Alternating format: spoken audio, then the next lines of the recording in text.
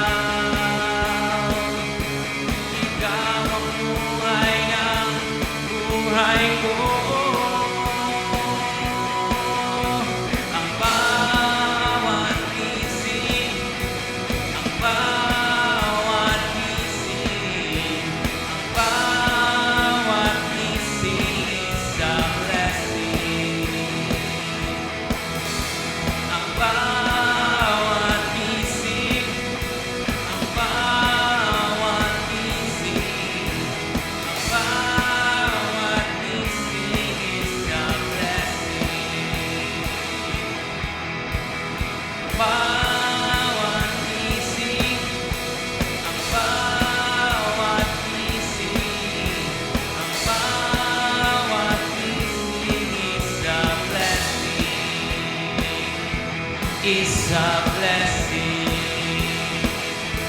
It's a blessing. It's a blessing.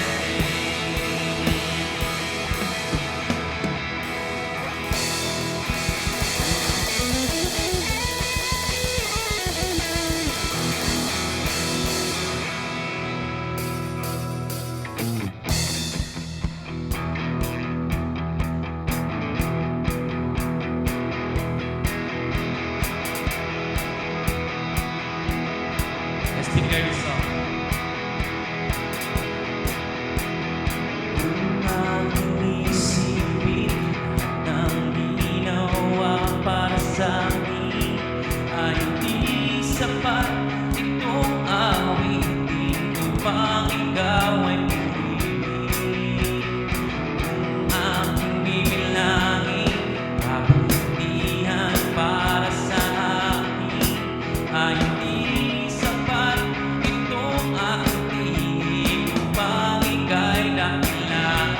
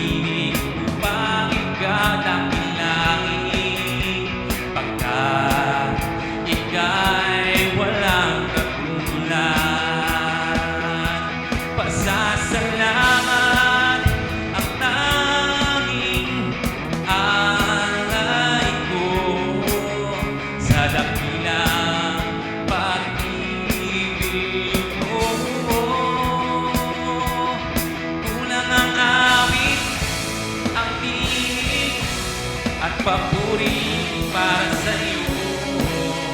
Kamangha-mangha ang pag-ibig mo. Pasasalamat ang tanging alay ko sa dakilang pag-ibig mo. Kulang ang awit, ang tinig at papuri para sa'yo. Kamangha-mangha ang pag-ibig mo. Kamangha-mangha, kamangha-mangha ang pag-ibig mo. Kamangha-mangha ang pag-ibig mo. Kamangha-mangha ang pag-ibig mo. Sasalamat ang tanging alay ko sa dakilang pag-ibig mo. Kulang ang awit, ang tinig at papuri para sa'yo. Kamangha-mangha ang pag-ibig mo.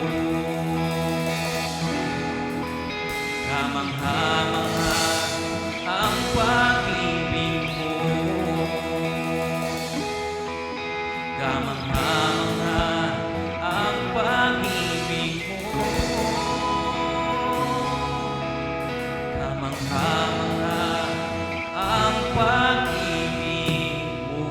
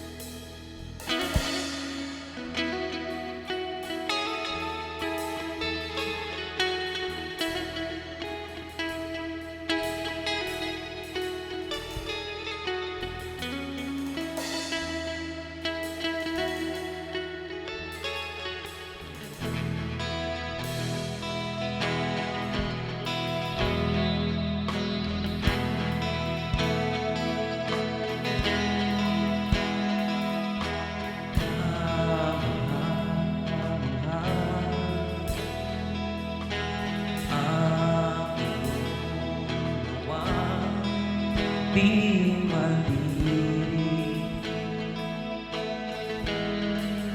ang iyong pag-ibig.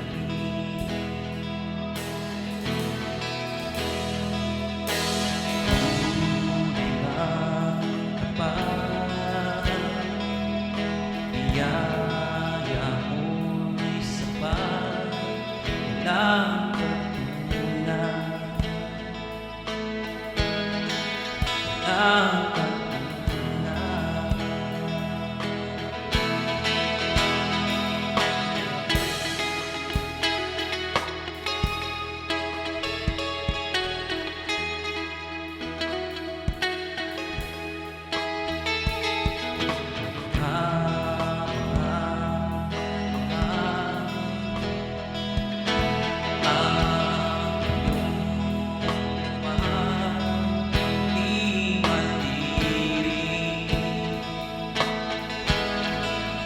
Ang iyong pag-ibig,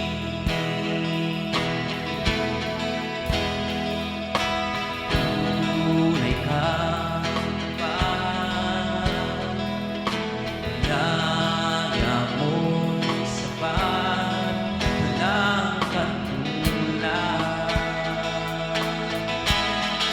walang katulad.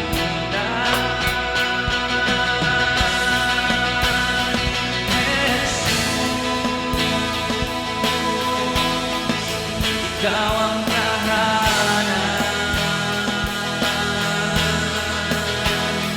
Jesus, kapahingahan.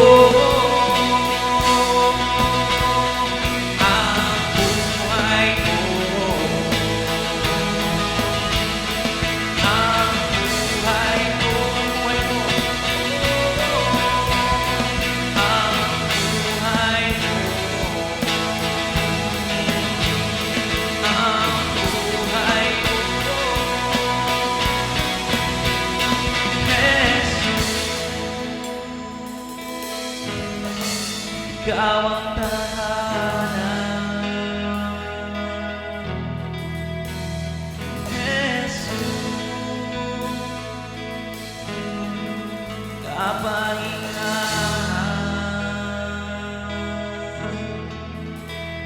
Jesus, kapayapaan, Jesus, kagalingan,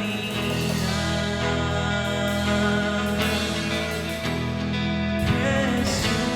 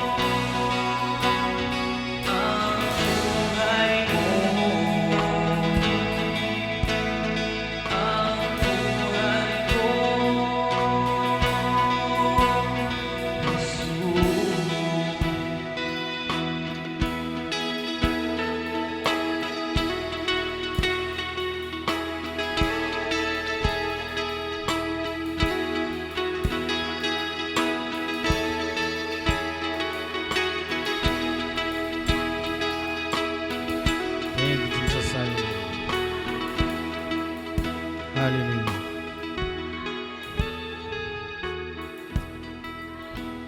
Tunay nga po dakilang Diyos na kamangha-mangha ang iyong gawa, Panginoon. Nagpapasalamat po kami dahil hindi po malirip ng aming mga kaisipan ang mga bagay na ginagawa mo sa aming kapaligiran at maging sa aming mga buhay, Panginoon. Salamat po sa tunay kang tapat at patuloy nga po na yung biyaya mo sa amin ay tunay nga po nararanasan namin na ito nga po ay sapat, Panginoon. Dakilang Diyos, kami nga po ay nagpapasalamat sa napakagandang umagang ito na muli ay ipinagkaloob mo sa bawat isa sa amin. At tunay nga po, Panginoon, na masasabi nga po namin sa aming mga sarili na tunay nga po dakilang Diyos ng iyong pag-ibig ay wala pong katulad, Panginoon. Salamat po, Panginoon, dahil sa piling mo, nakakaranas kami, Panginoon, ng kapayapaan. Sa piling mo, Panginoon, nakakaranas kami ng aming kapahingahan, Panginoon. At sa piling mo, dakilang Diyos, nakakaranas kami ng kagalingan na tunay nga po, dakilang Diyos, na ikaw lamang ang siyang may gawa, Panginoon. Salamat, Panginoon, sa iyong katapatan at kailanman ay hindi po ito magbabago at nababago, Panginoon. Salamat dahil kung ano yung sinabi mo sa amin, tunay nga po na ito ay iyong gagawin, Panginoon. Kahit patuloy ka nga po namin pinupuri at pinasasalamatan sa napakagandang araw na ito na iyong ipinagkaloob sa bawat isa sa amin. Alam po namin, Lord God, na meron ka pong kamanghamanghang gagawin sa bawat isa sa amin ngayong umaga. Kaya't patuloy nga po namin binubuksan ang aming mga puso't kaisipan sa mga salita mo na aming maririnig, Panginoon. Sa iyo, Panginoon, ang papuri, sa iyo, Panginoon, ang pasasalamat, sa pangalan ni Jesus na aming Panginoon. Amen. Hallelujah. God is good. And all the time, God is good. So bago po kayo umupo, sabihin po ninyo sa inyong katabi, magandang buhay sa iyo.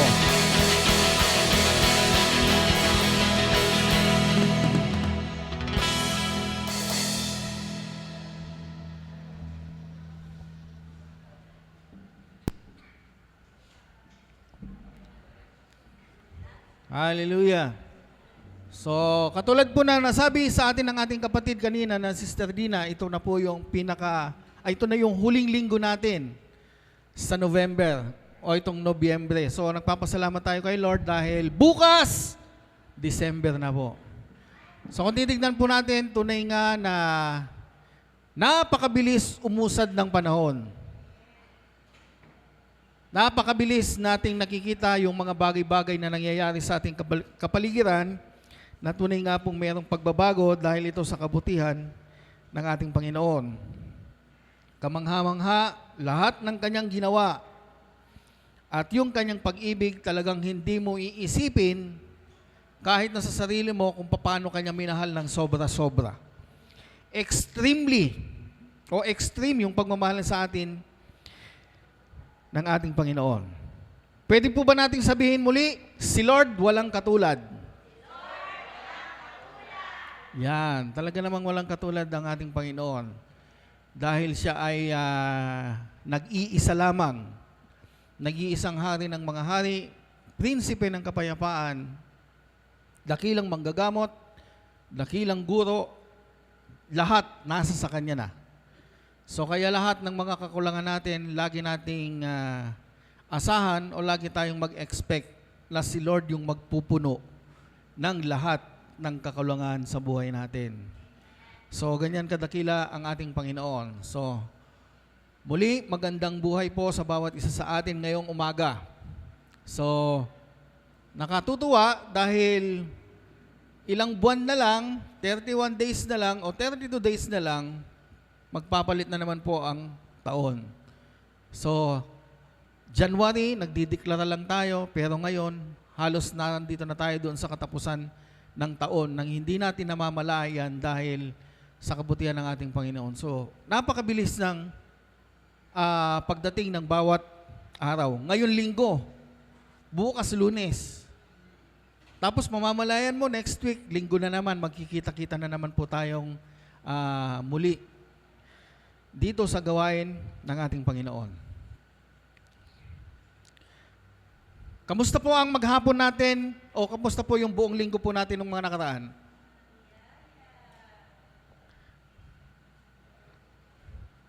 Dito po sa side na ito, kamusta po yung week natin nung nakaraan? Okay pa sa okay, mabuting mabuti. So dito, kamusta po yung linggo natin nung nakaraan? O, ganito po asahan po natin yung ginawa ni Lord last week ay hindi po niya gagawin ngayon. Mas may gagawin pa siyang mas maganda kaysa last week. So ito po yung palaging binabanggit sa atin ni Lord. O ito yung palaging gusto niyang matanim sa ating kaisipan na yung kanyang kayang gawin ay iba-iba. Bagamat pare-pareho, pero sa iba't ibang kaparaanan. So ganito kadakila at ganito kaganda gumawa ang mahal nating Panginoon sa buhay ng bawat isa sa atin. Hallelujah.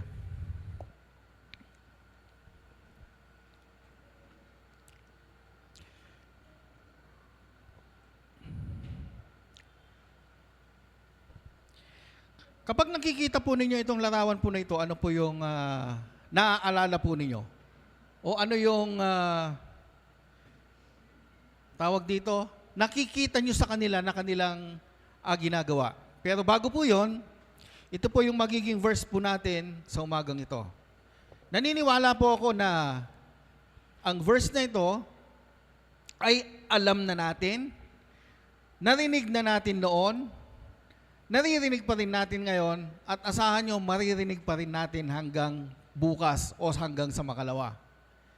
Meron pong mga salita ng ating Panginoon na nakalagay sa Bible ang sabi, ang salita niya ay bago bawat umaga.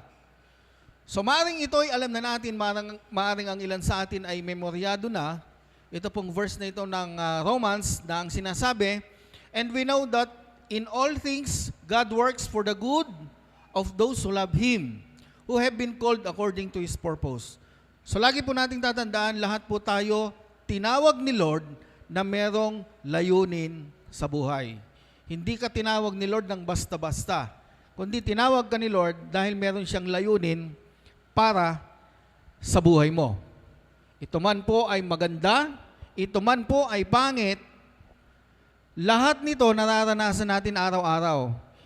Sa buong maghapon, maaaring meron kang maranasan na hindi maganda, pero sa conclusion ng araw, makikita mo rito yung kabutihan nung naranasan mo nung araw na yon. Kasi lahat ng bagay hindi naman natin naiintindihan eh. Lahat ba ng ginagawa ng Diyos naiintindihan nyo? Ulitin ko po, lahat po ba ng ginagawa ng Diyos naiintindihan po ninyo? Hindi. Kasi limitado tayo sa ating mga kaisipan. Kaya nga po ito yung madalas na naisishare po sa inyo. Yung kaalaman natin hanggang dito lang, pero yung kaalaman ng Diyos, lagpas doon sa kaalaman natin. Di ba ang sabi ay sa Isaiah, yung pag-iisip ninyo, hindi ko pag-iisip. Yung pamamaraan ninyo, hindi ko pamamaraan. Kasi dahil mas above yung paraan ng Diyos kaysa sa mga paraan natin. Sa tingin po ninyo, ano po yung trabaho ng nasa larawan?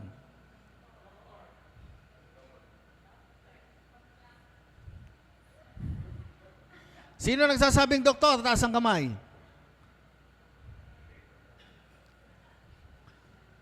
Yung pangalawa. Hindi ba pwedeng parang si Brother Evan lang? Ayun. Isang doktor at saka isang nurse. So itong dalawang ito, palagi meron itong ginagawa. Pero yung ginagawa nila, lahat ng ginagawa ng doktor, hindi alam ng nurse. At lahat ng ginagawa ng nurse, hindi po alam ng doktor.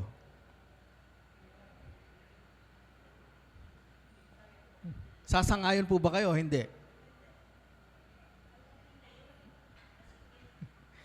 Kasi po yung dalawang yan, tandem. Alam po ng doktor kung ano yung ginagawa ng nurse. Tandem po palagi sila. Pero meron yung pagdating po doon sa tinatawag natin na operating, yon ang hindi alam ng nurse. Taga-assist lang sila. So, pero kung titignan po natin, itong dalawang ito palaging merong ginagawa. At minsan, napapagod din sila. At minsan, nanghihina rin sila. At minsan, kailangan din nila ng encouragement.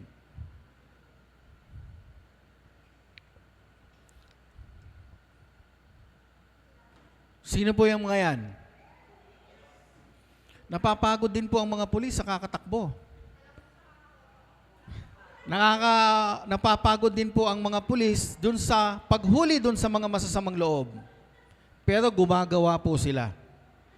Gumagawa po sila na ayon po dun sa katungkulan na naiatas sa kanila at paglingkod sa ating inang bayan.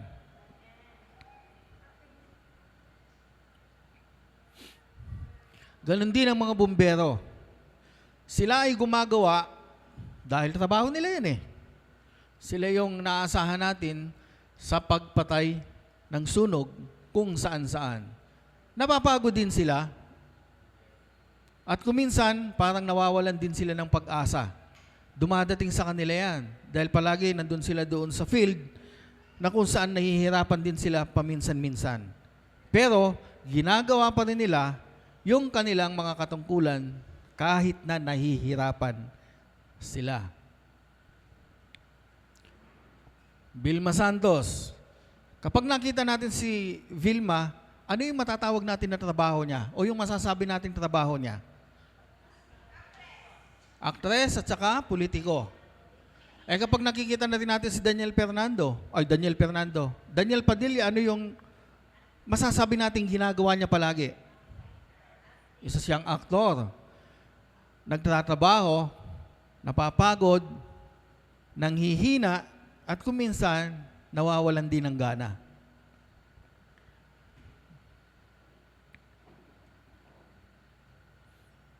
Meron pa po.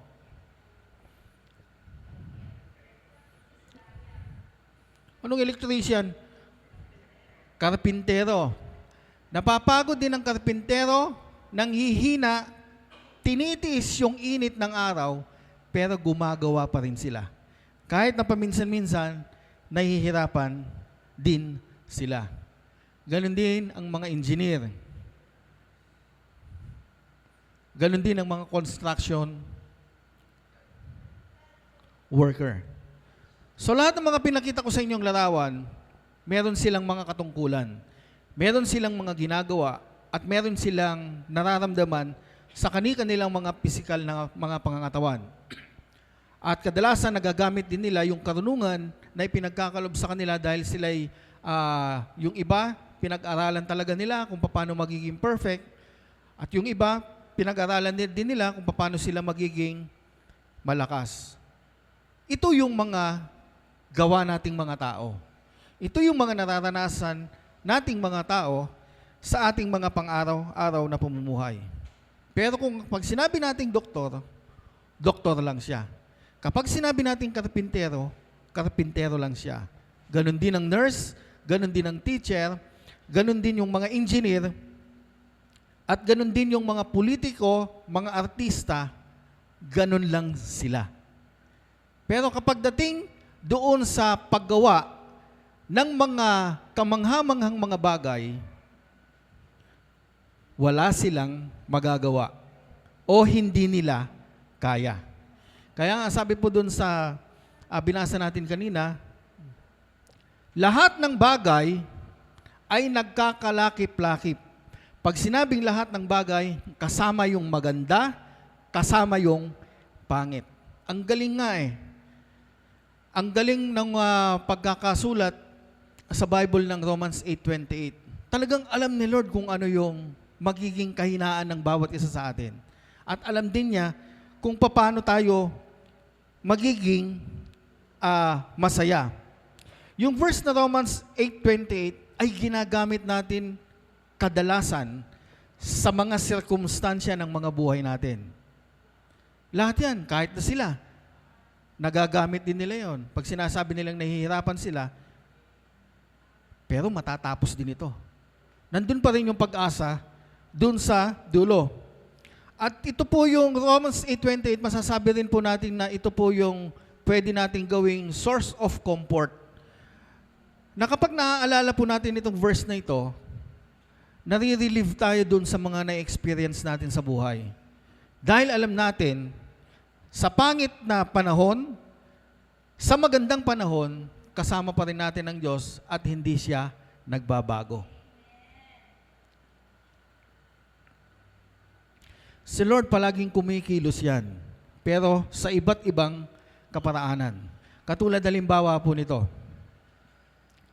God works in mysterious way. Gumagawa ang ating Panginoon sa mga kamangha-manghang mga bagay.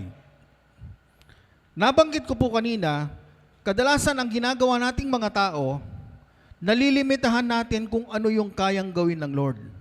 Binanggit ko rin po kanina na yung ginawa ni Lord last week ay hindi rin po niya gagawin pareho itong linggong darating. Iba-iba po yung kaparaanan ng ating Panginoon. Yung doktor, alam natin, manggagamot lang. Pero si Lord, ano pa ba yung kaya niyang gawin? Lahat ng mga pinakita kong larawan, kaya niyang gawin lahat. At kapag po sinabi natin ang Diyos ay gumagawa sa mga kamangha-manghang mga bagay, ito po ay katotohanan. Ito po ay makikita po natin. Halimbawa po doon sa Wall of Jericho, sa Joshua chapter 6. Ang Wall of Jericho, meron pong iniutos si Lord kay Joshua. Hayaan po ninyong basahin ko. Ito po yung pagbagsak ng Wall of Jericho. Ang sabi po dito, isinara ang mga pintuan ng Jericho upang huwag makapasok ang mga Israelita. So, sinarado. Ipinagbawal na lumabas o pumasok ang sinuman. Sinabi ni Yahweh kay Josue, pakinggan mo ito. Ibinibigay ko na sa iyong mga kamay ang Jericho upang sakupin ito at gapiin ang kanyang hari at magigiting na kawal.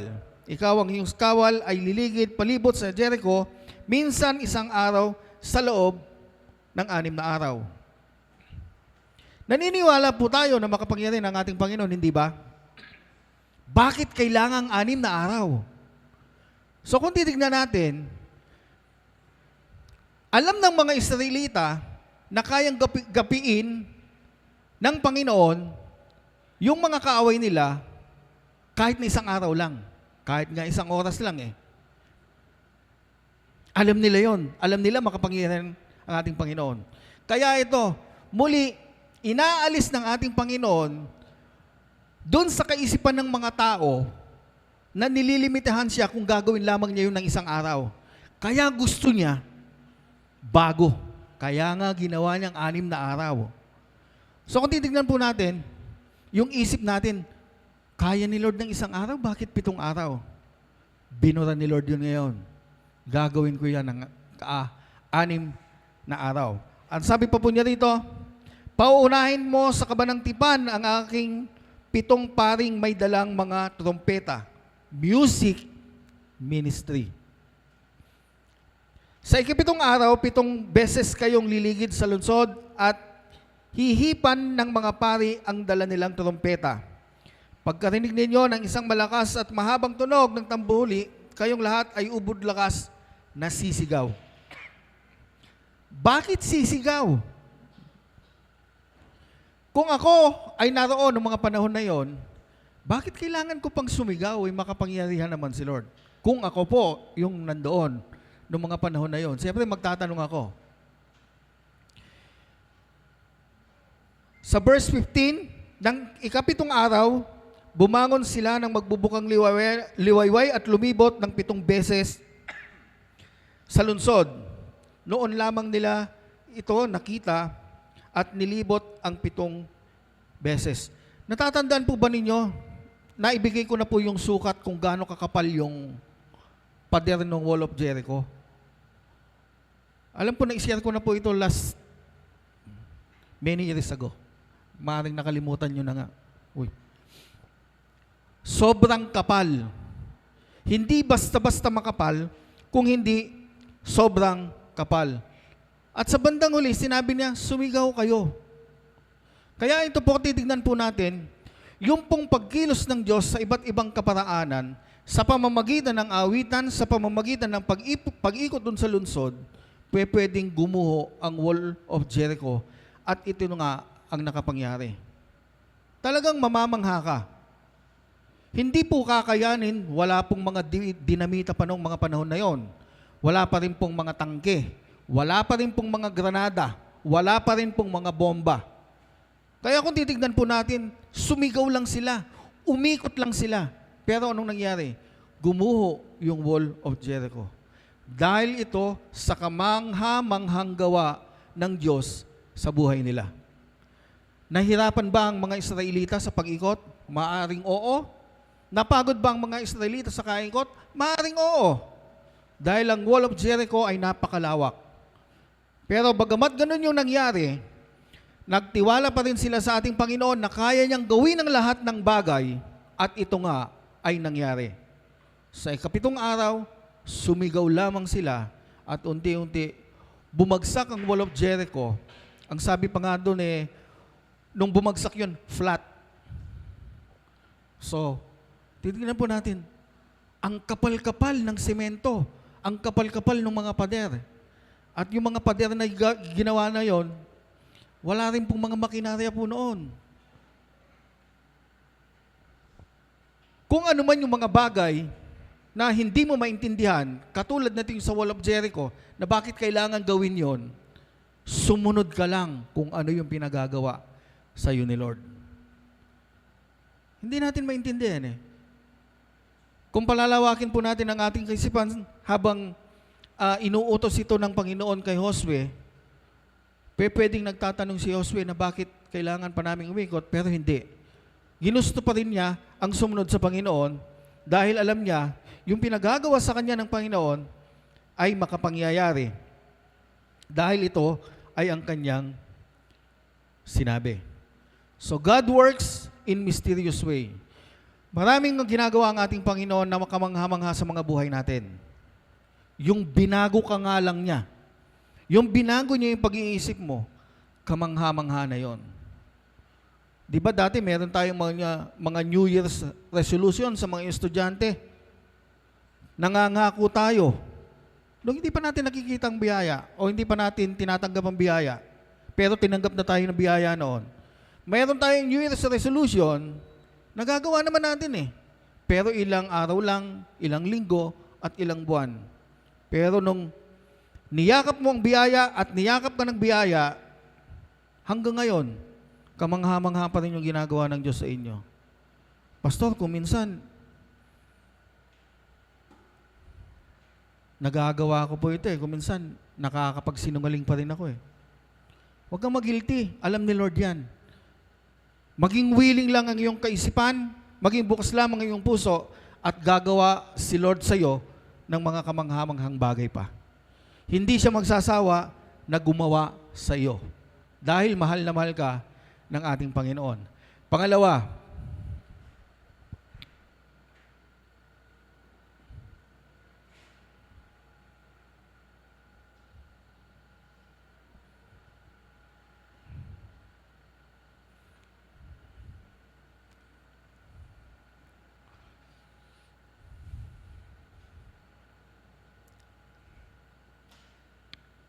ito yung the wall fell down flat.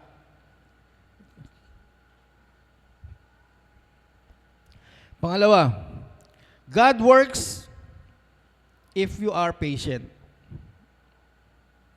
Gumagawa ang Panginoon kung ikaw ay pasensyoso o pasensyosa. Sino po ba sa inyong mga pasensyoso dito?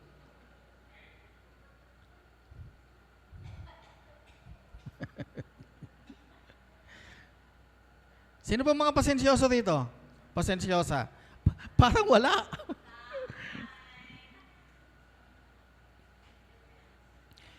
Kilala po natin si Joseph. Joseph the Dreamer. Isa sa mga paboritong ilustrasyon na karakter ng Bible. Si Joseph na naginip, sinabi sa kanyang ama, pinagalitan siya ng kanyang ama, sinabi sa kanyang mga kapatid, pinagalitan din siya ng kanyang mga kapatid. At sinabi, ano? Luluhod kami sa iyo? Hindi ganon kadali yung naging pag-akyat ni Joseph. Hindi ganon kaayos yung naging pag-akyat ni Joseph sa taas. Hindi ganon kamangha-mangha yung pag-akyat ni Joseph sa taas. Meron siyang pinagdaanan. Pinakita na ni Lord kung ano yung magiging siya sa hinaharap. Para sa atin, pinakita na rin ni Lord sa atin kung ano yung ating magiging hinaharap. Kaya lang, kadalasan, nakakalimutan natin. Tignan po ninyo si Joseph. Pinakita niya sa kanya ang lahat, masama ang ginawa ng kanyang mga kapatid, pero sinuklian pa rin niya ng kabutihan. Sa Genesis chapter 50 verse 20. Sa panahon natin ngayon, ganito yung nagiging sistema. Kapag merong ginawa ang isang tao sa iyo na mali, gagawan mo ng mali. Pero meron pa rin naman yung mga taong ginagawan pa rin ng mabuti. Pero kadalasan, ginagawa ng mali. Gumagante. Chinismis. Hindi na naman totoo. Ichichismis din niya. Hindi rin totoo. So, nagkakaroon ng argumento. Yung pasensya, nawawala. Yung mga bagay na dapat sanang gawin na tama, ay hindi ginagawa. Pero si Joseph, kakaiba. Ginawan siya ng mali, binenta, napagbintangan. Halimbawa, doon sa kulungan, napagbintangan siya, ginawa pa rin ba niya yung tama? Ginawa pa rin niya yung tama. Naging pasensyoso siya doon sa loob ng bilangguan. Lumabas, na-promote, nagkaroon ng famine o taggutom sa kanilang lugar, nakita niya yung kanyang mga kapatid, nakapila, nagugutom, walang makain. Ano yung ginawa niya? Pinagigantihan ba niya yung kanyang mga kapatid? Hindi. Ginawa pa rin niya yung tama. Yung emosyon niya, kinontrol niya. Na kahit na pangit yung ginawa sa ng kanyang mga kapatid, ginawa pa rin niya yung maganda. So anong naging resulta?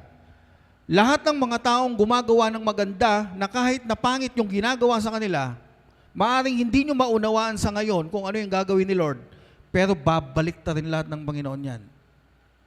Babalik ta rin niya lahat yan. Kung marami sa yung nagsabi ng hindi magaganda ng mga panahon na mga nakaraan, pinagsabihan ka na ganito, pinagsabihan ka na ganon, sinabi sa iyo na ganito, asahan mo, babalik sa kanila yon. Bakit? si Lord ang magtatanggol sa'yo. Mahirap maging pasensyoso, mahirap maging pasensyosa, pero kung hihingi ka ng tulong palagi kay Lord, ibibigay po niya yan. Sa bahay nga lang, ang hirap magpasensya eh. Lalo yung mga kasama mo makukulit. Lalo na yung kasama mo marurunong, ayaw magpaturo kahit na mali. Laging nangangatwiran. Yung mga kabataan ngayon, kung magsalita, akala mo mas magagaling pa sa mga magulang. Maging pasensyoso tayo. Kasi gagawa ang Panginoon sa pagiging mapagpasensyoso natin. Ganon din yung kay David. Hindi ba tinanggal sa pagkahari si Haring Saul? Naghanap si Samuel o nagkaroon ng revelation si Samuel buhat kay Lord, nakukuha siya ng magiging hari. Nakita niya yung mga kapatid ni David, matitipuno, magagandang lalaki, matatangkad. Kumbaga para sa kanya, perpekto. Pero hindi yon ang ginawa ni Lord. Pinakita ng Panginoon kay Samuel na dapat ang tinitignan ay ang puso at hindi ang panlabas na anyo. Nakita niya si Daniel. Yun yung sinasabi ko. Sabi sa kanya ng Panginoon. Binusan niya ng langis, pero hindi siya agad naging hari. Umabot pa ng 15 years bago siya naging hari. Kung tutuusin, pwede niya nang ipaglaban yun eh. Dahil hindi na hari si Saul. Tinanggal na siya sa pagiging hari. Pero anong ginawa ni David? Alam niya kung ano yung gagawin sa kanya ng Diyos. Sa loob ng 15 years na yon, merong training si David doon. Natuto siya. Naghintay siya. Nagpasensya siya doon sa mga bagay-bagay na naranasan niya. Muntikan pa nga siyang patayin ni Saul. Hinahanting siya ni Saul para patayin. Nung nakita niyang natutulog sa isang kuweba si Saul, meron siyang pagkakataon para patayin si Saul. Pero naging pasensyoso siya. Iginalang pa rin niya, si Saul ay naging hari. At ginalang niya yon. Wala siyang ginawa ng kahit na anong pangit sa kanya. Dumating ang araw, dumating ang panahon, gumating yung tamang panahon, siya yung nailuklok na naging hari. Bakit?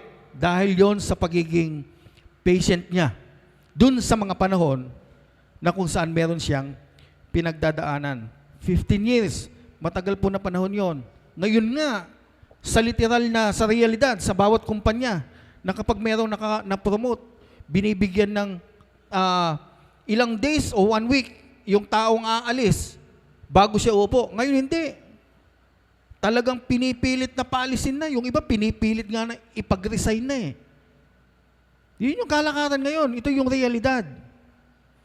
Pero lagi po natin tatandaan, bawat pangit, merong magandang mangyayari. Hindi natin alam, hindi nga natin maisip eh. Pero lagi natin tatandaan, itanim natin sa ating puso't kaisipan, yung plano ng ating Panginoon, mas maganda kaysa sa plano natin. Napapansin po ninyo, na kapag meron tayong magandang plano sa buhay, meron tayong naumpisan sa buhay, maganda sa simula. Pansinin ninyo, tapos unti-unti biglang nawawala. Bigla nagiging hindi maganda. Tapos nagdadamdam tayo, bakit ang ganda ng simula natin? Tapos ngayon biglang nawala. Kasi alam ni Lord kung saan ka dapat na ilagay. Alam niya kung ano yung talagang deserve mo na pupuntahan. Lagi nating iisipin, ang ating Panginoon ay gumagawa kung ikaw ay pasensyoso. Paano, Pastor, kung hindi ako pasensyoso? Balanse po tayo, ha? Paano, Pastor, kung hindi ako pasensyoso? Kung palaging mainit ang ulo ko? Hindi na ba ako? O hindi na ba gagawa si Lord sa buhay ko? Gagawa pa rin. Kaya nga ito yung biyaya. Kaya lang, huwag nating inaabuso ang biyaya. Mas madali, yung sinasabi ng Panginoon na magiging patience, mas madaling maibibigay sa'yo. Kasi pasensyoso ka eh, kesa dun sa pasaway ka. Si Lord, kapag nakita niyang pasensyoso ka, ibibigay na yan. Pero kapag nakita niyang hindi ka pasensyoso, uunti-untiin niya yan hanggang dumating ka dun sa tagpo na magiging pasensyoso ka na. Ganyan yung ginagawa sa atin ni Lord. 15 years ang hinintay ni David bago siya maghari. Ito ang pinakamatagal. Bakit inantay pa ni Lord na tumanda si Abraham at saka si Sarah, tsaka niya pinangakuan na magkaroon ng anak? Hindi ba? Ito yung mga katanungan natin sa ating mga kaisipan. Bakit hindi binigyan ni Lord kaagad-agad ng anak si Abraham at saka si Sarah? Bakit itong mga bata pa sila, pati hindi niya binigay na kaagad ng anak? Mas may kapasidad sila na magkaroon ng anak. Ito nga yung sinasabi sa atin ni Lord. Iba yung pag-iisip mo sa pag-iisip niya. Yung sa isip mo, imposible, sa isip ng Lord, posible. Ito yung gustong ipaunawa sa atin ng ating Panginoon. 90 years old, 100 years old, saka nagkaanak, pambihira. Ang tagal na panahon bago sila nagkaroon ng anak, pero binigay pa rin ng ating Panginoon. At ang pinakahuling pasensyoso na nabuhay dito sa mundo, ang ating Panginoong Yesus. Yung mga taong sumasama sa Kanya, bumubuntot sa Kanya, sumusunod sa Kanya, lahat yun hindi naniniwala. Alam ni Lord yun. Yung mga iba sumasama dahil merong pagkain. Yung iba sumasama dahil meron silang gustong malaman. Pero lahat ng mga taong yun, hindi lahat yun naniniwala. Iba-ibang klase yung mga taong sumusunod sa Kanya. Alam ni Lord lahat yun. Pero nung ginawa niya, pinagpasensyahan niya sila. Yung mga alagad na nga lang niya pinagpasensyahan niya lahat. Si Tomas na hindi naniwala na siya'y nabuhay, hanggat hindi ko na ipapasok ang aking daliri sa kanyang sugat, hindi ako maniniwala.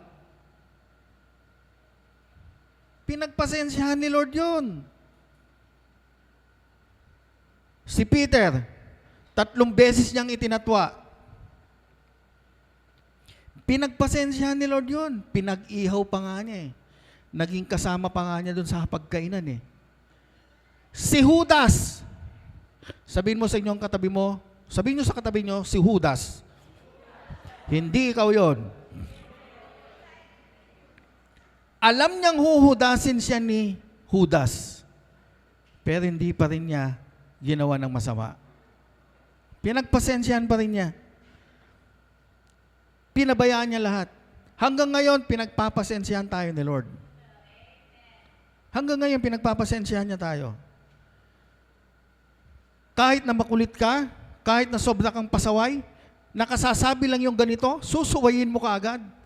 Pinagpapasensyahan ka pa rin ni Lord. Dahil gusto niya mapaayos tayo lahat. Gusto niya mapabuti ang bawat isa sa atin. Kadalasan hindi natin agad-agad na naiintindihan kung ano yung mga bagay na ipinagagawa sa atin ni Lord. Ito yung kadalasan. Hindi natin, bakit ganito? Bakit ganun? Pwede naman ganito. Pwede naman yung ganun. Hindi natin maintindihan kung bakit minsan nararanasan natin ito sa mga bagay na pinagagawa ng ating Panginoon sa atin. Nagkaroon ng pandemic, di ba? Ano yung reason bakit nagkaroon ng pandemic? Dahil sa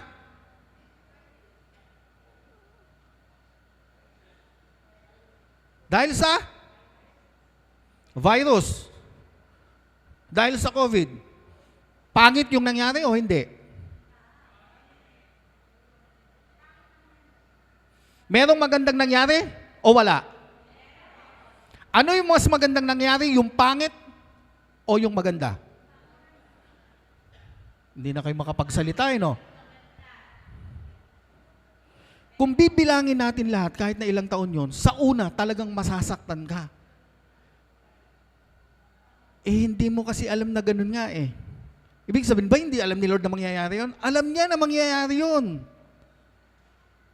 Unang dating sa atin, okay lang. Akala natin mga ilang araw lang. Umabot ng buwan. Umabot ng taon. Nakikita na natin na yung mga bigasan natin nawawala na ng laman. Yung mga ipon natin sa bangko nahuhugot na. Wala kang mapagkuhanan eh. Pero ano yung nangyari? Lahat tayo merong natutunan. Kung titignan po natin, nung mga panahon na yon, sobrang busy ng mga tao. Nawawalan sila ng time para sa kanilang mga pamilya. Tignan na lang natin yon. Ang mga pamilya nagkakasama-sama lang pag merong patay, pag merong reunion. Nung nagkaroon ng pandemic, ano yung nangyari? Majority, 90%, nagkasama-sama, nagkabuo-buo yung mga pamilya na dating hindi nagkikita, na dating hindi nagsasama. Sa survey, ganun po yung nakita. Kaya nga yung pandemic, naging famdemic. Yung mga dating hindi marunong magluto, kahit na itlog lang na nilaga, hindi pa alam iluto, natuto. Natutong magtipid. Yung mga dating madalas sa mall, anong nangyari? Bawal sa mall eh. Natutong mo nagtipid. Yung mga dating hindi marunong maligo araw-araw, anong nangyari? Natutong naligo araw-araw. So titignan po natin, ang pangit ng nangyari, pero merong mga naging magandang resulta. Marami rin sa inyo, hindi marunong magluto. Pero dahil sa pandemic, natutong magluto. So kung titignan po natin, yung pong mga nangyayari sa buhay natin, lahat yan, alam ni Lord. Lalo pa tayong napalapit kay Lord, lalo pa tayong tumawag kay Lord, lalo pa tayong nagpursigi na maglingkod kay Lord dahil alam natin, siya lang yung talagang malalapitan natin. Sa oras ng kagipitan, na katulad ng ganoon. Yung mga dating hindi nagkakaisa, nagkakaisa na. Ano yung mga naging result? Maganda. Kumilos pa rin ng Panginoon ng kamangha-mangha nung mga panahon na yon.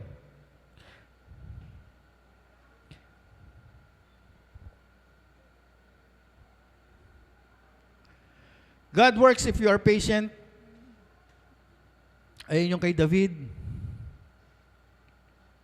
kay Abraham at kay Sarah, kay Jesus Christ na hanggang ngayon, pinagtitiisan ka pa rin niya dahil mahal na mahal ka niya.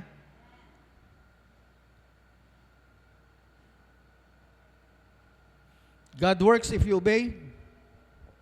Paano kung hindi ka sumunod? Pagpapalain ka pa rin ni Lord? Sa tingin po ninyo, bagamat kayang gawin ni Lord na mapabagsak ang Jericho sa loob ng araw na yun mismo, kung hindi sumunod si Josue at yung mga Israelita, sa tingin nyo babagsak yung wall of Jericho?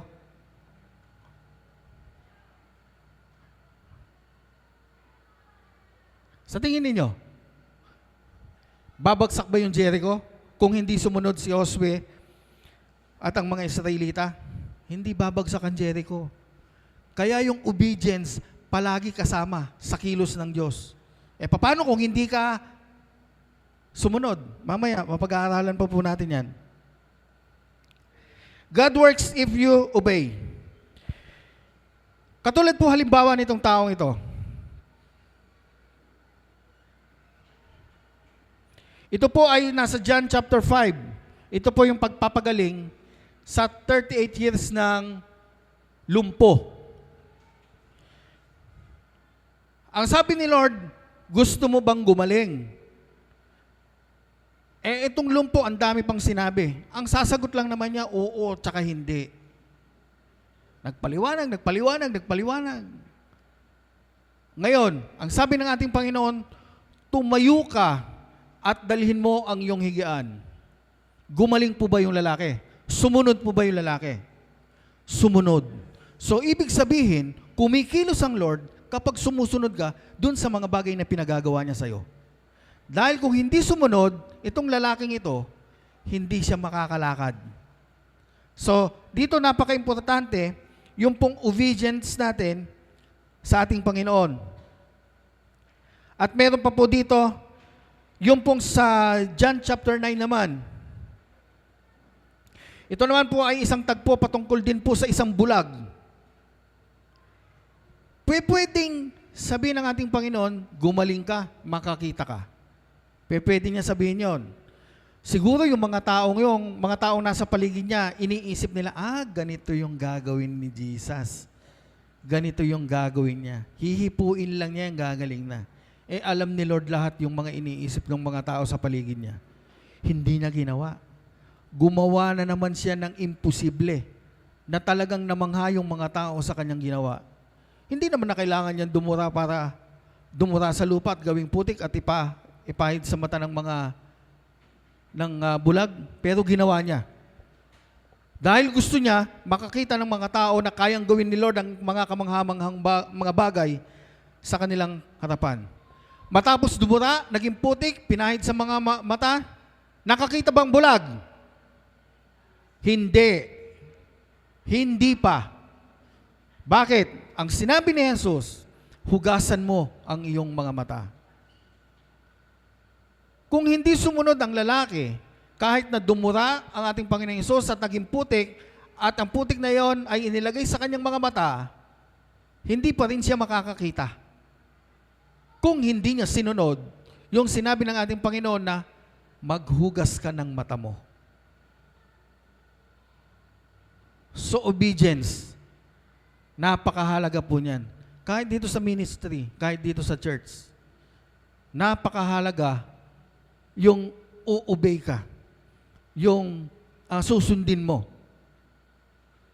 Lagi po naming sinasabi po sa inyo, sa leadership,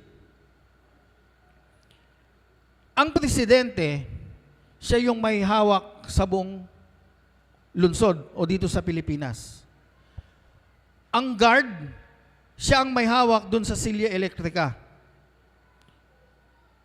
Kapag sinabi ng presidente na itaas niya yung kontador para makuryente yung kriminal, sumunod ka.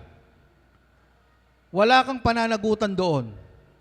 Ang may pananagutan doon, yung presidente, dahil siya yung namumuno. Ganon din po dito sa ministry o dito sa church. Kaya napakahalaga po ng pagsunod.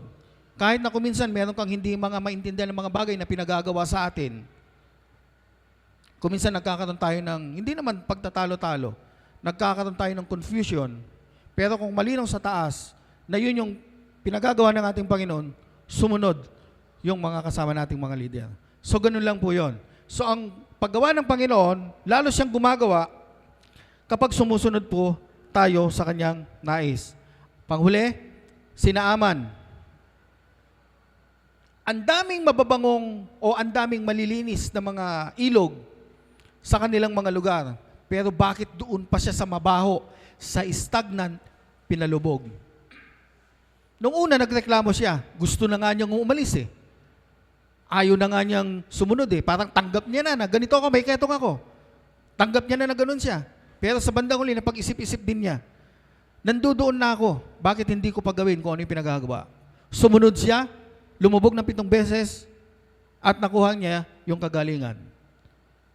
So ang obedience ay palaging kasama ng bawat isa sa atin.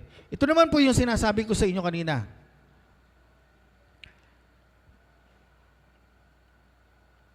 Si Noah.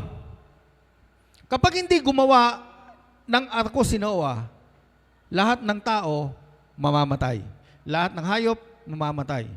Pero gumawa ng barko si Noah dahil ito yung inutos sa kanya ng Panginoon. Ang dami nga niyang inanyayahan ng mga tao na ganito yung mangyayari. Hindi sila naniniwala. Ang naniwala lang si Noah, maging yung kanyang mga pamilya. Pero sumunod sila kay Noah, sumunod sila sa Panginoon at ibinigay yung hatol. So anong nangyari? Sila lang yung natira.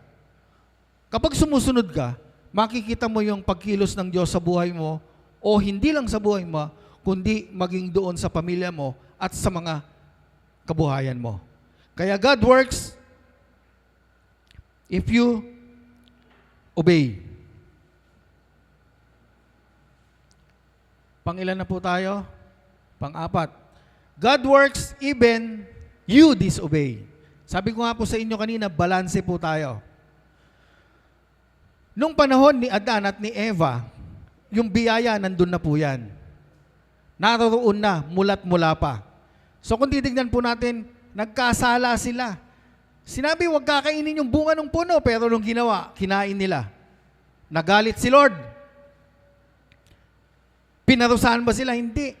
Pinagpatay pa nga sila ng hayop eh. Dinamitan pa sila. So yung biyaya nandun at nandun pa rin.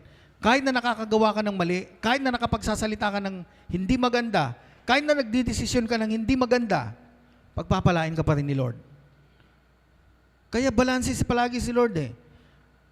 Yung obey, pag nag-obey ka, mas mabilis. Yung disobey, siyempre may mga sirkumstansya o mayroong consequences kang dadaanan dyan eh. Kasi gumawa ka ng mali eh.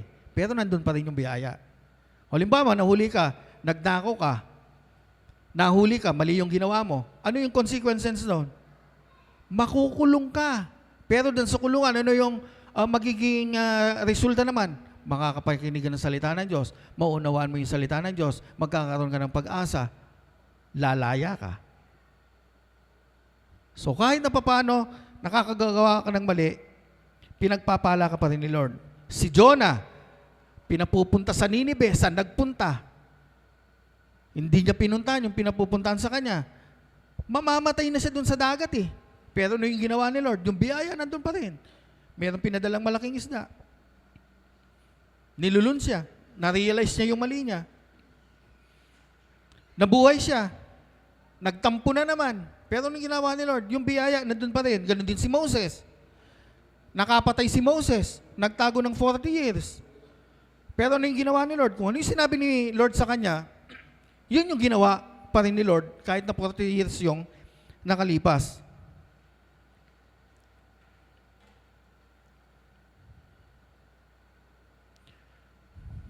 Lastly, panglima, God works in bad times. Dito na tayo sa bad times. Kanina, puro good times eh. Ngayon, bad times. Sa panahon ni Joseph, ito yung pong binabanggit ko sa inyo kanina, napakarami niyang pinagdaanan. Nauna siyang pumasok sa butas, pero lumabas siya sa pintuan ng kaharian. Ibig sabihin, kapag pumasok ka dun sa butas, hindi mo alam kung ano yung makikita mo ron. Hindi mo alam kung ano yung mga nandoon ng mga masasalubong mo. Hindi mo alam kung ano yung mga sasalubong sa'yo, gugulatin ka. Hindi mo alam. Pero sa bad times na yon, kasama pa rin ni Joseph ang ating Panginoon. Tignan na lang po natin yung bagay na nilikha tayo ni Lord. Yung po bang alikabok may kwenta? Alabok, alikabok, dust sa English. Sa tingin nyo may kwenta? Walang kwenta. Pero ginawa niyang may kwenta. Yun yung ikaw. Biruin mo, sa loob ng ilang araw na nagdaan, nilikha niya lahat, sinalita lang niya. Pero pagdating sa'yo, pinaghirapan ka niya. O pagdating sa'yo, talagang hinulma ka niya na ayon sa kanyang wangis. So ganun kanya kamahal. Bawat detalyado ng pagmumukha mo, bawat detalyado ng buo mong pagkatao, pinag-aralan ni Lord lahat yan. Si Daniel,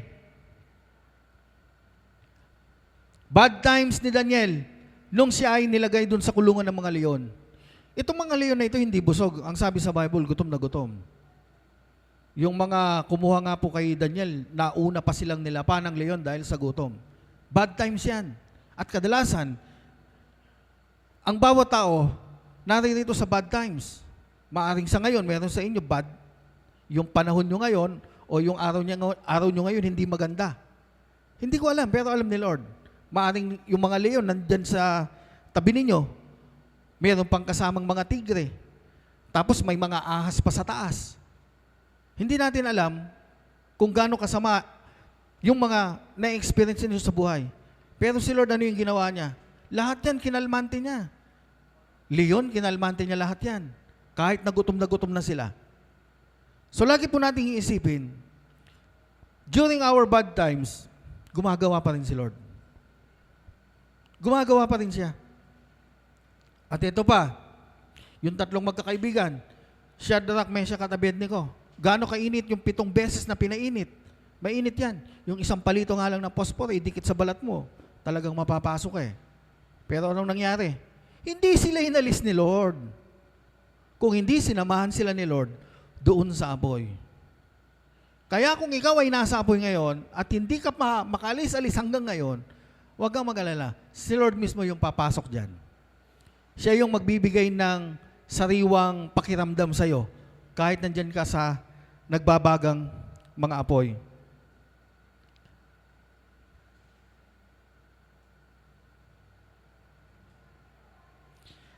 Ano ba yung mga bagay na na-experience mo?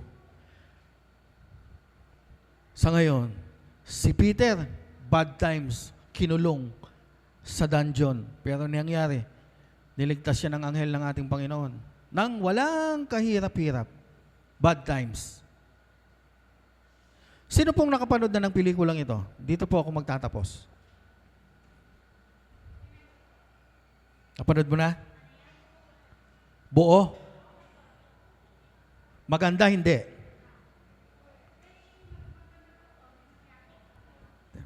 Ikwento ko sa inyo, isasummarize ko. Bigyan nyo lang ako ng 2 oras kasi yan eh. Bigyan nyo ako ng 1 oras at kalahati. Ikwento ko sa inyo. Yan po yung pamagat, Lucy Shimmers and the Prince of Peace. Ito pong lalaking ito, kung titignan po natin, nakakatakot. Puro tato. Malaking tao, malaking katawan. Itong babae naman, itong bata, jolly itong bata eh. Pero itong bata, merong dinaramdam. Bilang na yung araw niya na hindi alam ng kanyang mga magulang. Meron siyang sakit na malubha.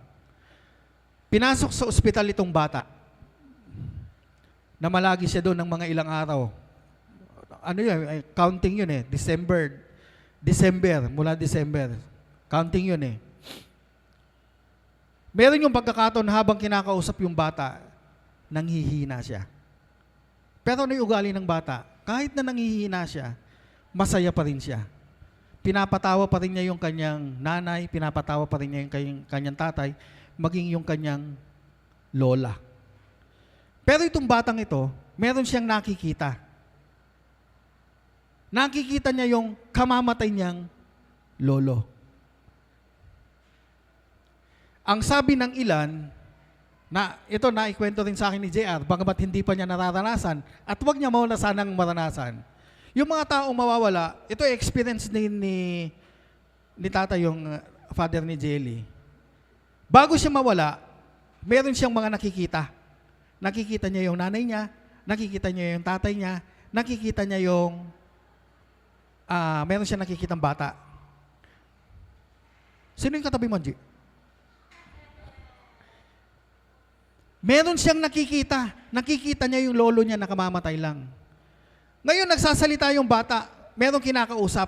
Nakita siya ngayon ng tatay ng bata. Sino yung kinakausap mo? Ang sabi niya yung lolo niya.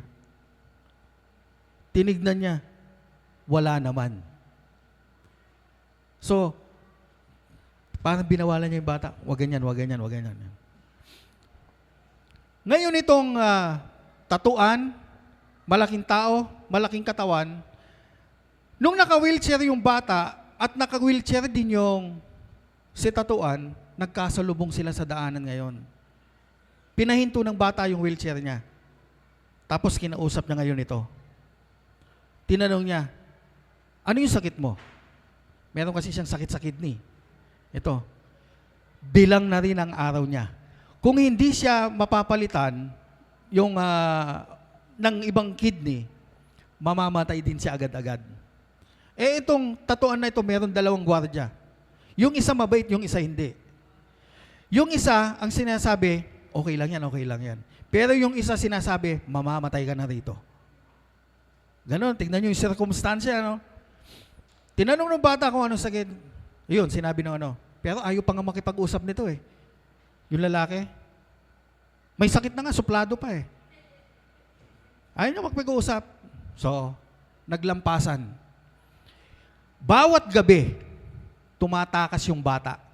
Pagtulog yung mga bantay niya. Meron siyang nakitang naglilinis. lalaki. Binati niya, binati rin siya. Tinanong niya, bakit ka malungkot? Kasi kamamatay nung asawa niya kanong naglilinis. Huwag kang mag-alala, nasa mabuting kalagayan ng asawa mo. Tumawa ngayon yung lalaki. Kumbaga, na-lift up yung spirit niya sa gitna ng kalungkutan, napasaya siya. Meron siya nadaanan naman na kwarto, isang matandang babae. Matanda na rin. Malapit na rin sa hukay. Pero, pinatawa pa rin niya. Napangiti rin niya. Tapos yung uli, pinuntahan niya to. Natutulog yung gwardiya niyang hindi magandang ugali. Yung lolo niyang nakikita niya, gumawa ng paraan para makapasok yung mga bata doon sa kwarto. Siyempre, siya lang yung nakakakita, biglang nag-alarm. Ngayon yung gwardiya nagising, pinuntahan niya yung alarm. Hindi niya alam kung paano papatayin. Dumating yung isang nurse, bakit mo pinindot? Sabi niya doon sa gwardiya. Wala nga akong ginagalaw bigla na lang tumunog kanya. Pero hindi nila alam, kagagawan nga ng lolo niya, nakapasok. Nung una, ayaw siyang kausapin ito. Malis ka na, pinapalis niya. Nagtiyaga yung bata, kinausap niya kahit na hindi nagsasalita, pero alam niya, naririnig niya yung ano. Ginabi-gabi niya yon. Hanggang sa dumating dun sa tagpo na sinabi nga niya na kailangang ako masalinan ng bagong kidney, kundi mamamatay na ako. So, in-encourage niya yung lalaki, yung bata, nung umuwi, sabi niya, ibibigay ko yung kidney ko doon sa ano. Sabi niya doon sa tatay niya, hindi pumayag yung tatay niya. Kumbaga, nagulat siya. To make the long story short, itong taong ito na walang-wala ng pag-asa na magagaling siya.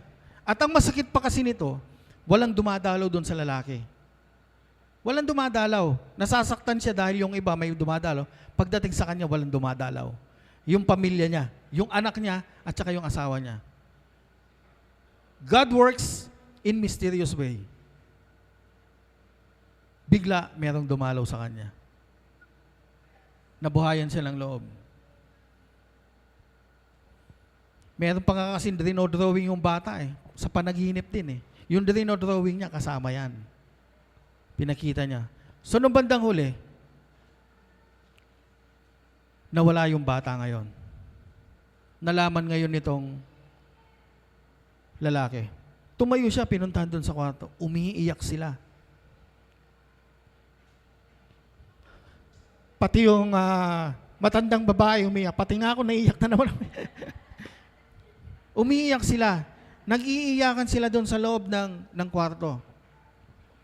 Ano po yung nakita kong ano rito?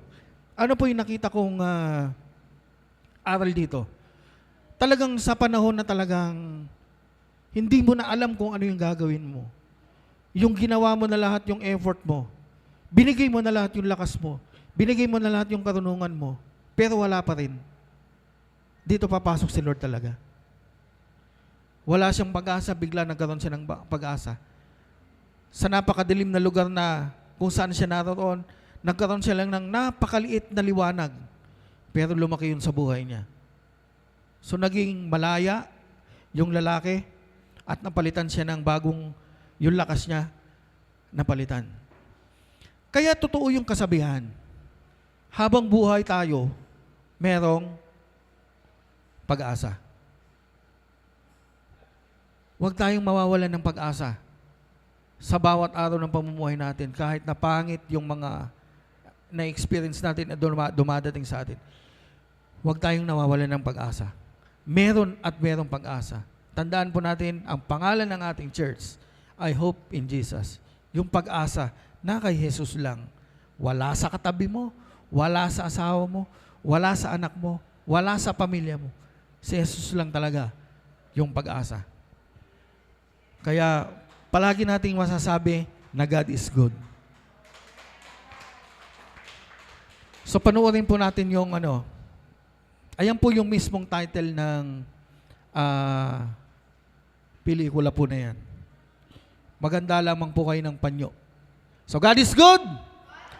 And all the time, God is good.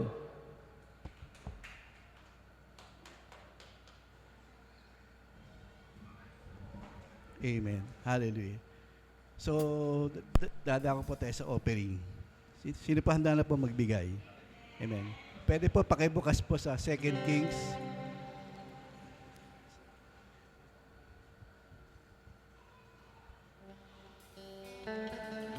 Second Kings 4, chapter 4, verse 1 to 7.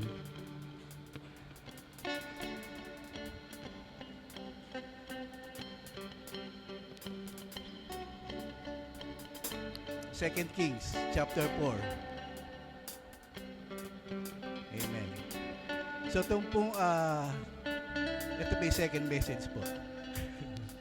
Kalugtong po ng meron pong, sa tinapik kanina ni Pastor, meron po tayo madadaan ito. Sabi ito, the wife of a man from company of prophets cry out to Elisha, your servant, my husband is dead, and you know that he revered the Lord. But now his creditor is coming to take my 2 boys as his slaves. Okay, putulin muna natin. So dito po, pinapakita po ito, wala pong aksidente sa Panginoon. Amen. So nakita po si Byuda at si Elisha. At sinabi po niya yung po kanyang problema na ang kanyang asawa ay namatay na. At yung meron pong iniwan ng mana yung kanyang asawa. At ano po yung mana? At yung pong kabayaran po ng utang niya ay yung 2 anak niya ay gagawing pambayad. So sino rito yung halimbawa nandun po tayo sa kalalagayan ng yung byuda, namatay na yung asawa ko, may iniwang utang, tapos ibabayad pa yung 2 anak. So, ibig sabihin, kung patuloy nga po yung pagbayad sa 2 anak niya, ano mangyari din sa byuda? Amen. So, next po. Elisha replied to her, how can I help you? So, paano kita matutulungan? Tell me what you have in your house. Your servant has said nothing. Totoo naman sinabi ng babae, yung byuda. Sa Tagalog, sabi niya, wala. Wala akong kayamanan, wala akong pera, wala akong pag-aari. Except little oil. Sabi po, little oil. So pag sinabing little oil, kano na lang kaya yung little oil na yun? Yung siguro wala pong 1 liter yan, ano yung mga nabibili sa palengke. Little oil, yun na lang po yung kanyang kayamanan. Next po. Elisha said, go around and ask all your neighbors for empty jars. Don't ask for just a few. So, ang sabi sa kanya, humiram ka ng mga jar. Huwag kang hingi ng kukonti. Huwag kang ihiram ng kukonti. So, what if yung byuda, ay, tinamad ako. Ihiram lang ako ng mga 2 lang o 3 lang. Nakakayang humiram sa mga kapitbahay. Kilala ko yung mga kapitbahay ko, mga madadamot yan. Pero marami po siyang hiniram. Amen. Then, go inside and shut the door behind and your sons. Pour oil into all the jars as it's spilled out. Put it on one side. Next po. She left him and afterwards shut the door behind her and her son. They brought the jars to her and kept pouring. So patuloy na binubuhos po niya yung oil. When all the jars are full, she said to her son, bring me another one. But he replied, there is not a jar left. Then the oil stopped flowing. Amen. Gaya na po yung message kanina ni Pastor, yung first punto po niya is, God works in mysterious ways. So inisip po natin, sabi nga ng byuda, small oil na lang po yung nanyang naiiwan. Pero, yung po sa third yata yung sinabi ni Pastor, God works if you obey. Nag-obey po yung byuda eh. Umiram siya ng marami. So, ibig sabihin, sa unang, kung nandun po tayo nanonood, buhos pa lang niya yung oil na kukonti. Napuno. Second jar, napuno. So, hanggang hindi natin alam kung ilan yung jar na pinuno po niya. At sa kanya pong pagsunod, meron po siyang blessing na natanggap. Amen. At dahil po doon, alam ko maraming pag-uutang niya, nabayaran niya. at na-save yung dalawang anak niya para gawing alipin. So ano po yung moral lesson? Sumunod po tayo sa Panginoon. Amen. Huwag po nating ilimitahan ang Panginoon. Ay hindi, konti lang jar. Imposible. Imposible yung small oil ko makakapuno ng maraming jar. So ganun po tayo. Meron po tayo na naranasan ng mga struggles financial. Sasabihin ng Panginoon, ano yung nasa iyo? Sasabihin mo, meron lang ako dito 100. Sasabihin pa, ibigay mo yan. Then, expect natin sa pagbibigay mo, tatanggap po tayo ng blessing. Sige po, tayo po tumayo, tayo po manalangin. Hallelujah. Muli, dakil ng Diyos, kami po nagpapasalamat po dakil ng Diyos sa umagang ito na kami nga po muli po yung magkakalob ng aming pong tithes and offering. Salamat po dakil ng Diyos na the blessing na ibubus mo sa amin pong pagsunod sa iyo, Panginoon. Gaya po, Lord, ng byuda na sumunod sa utos mo, Panginoon. At salamat po, Panginoon. We expect blessing, Lord, sa amin pong pagsunod sa iyo, Panginoon.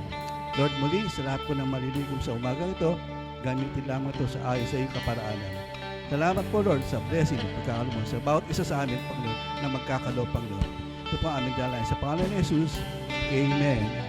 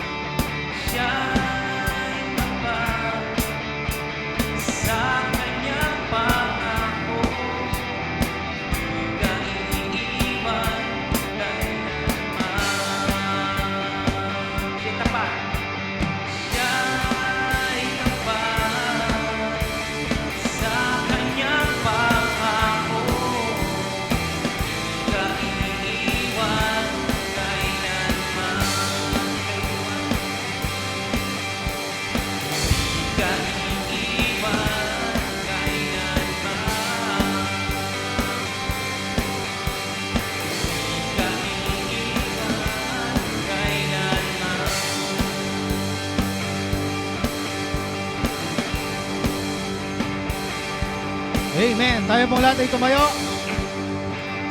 Muli sabihin po ninyo sa inyong mga katabi, magandang buhay sa iyo.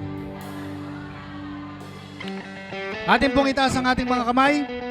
Ang pagpapala ng ating Panginoon ay patuloy ninyong tatanasan. Minahal ka ng Diyos kahapon, minahal ka ng Diyos ngayon. Bukas, wala ka pa rin niyang sawang mamahalin. Iyong tatandaan ng kanyang mga pangako, kung ano man ang pinasimulan niya sa buhay mo, ito ay kanyang tatapusin. Ang araw na ito ay pinagpala, buong linggo ninyo ay pinagpala na rin. Paniwalaan mo, tanggapin mo, sa ngalan ni Jesus. Amen!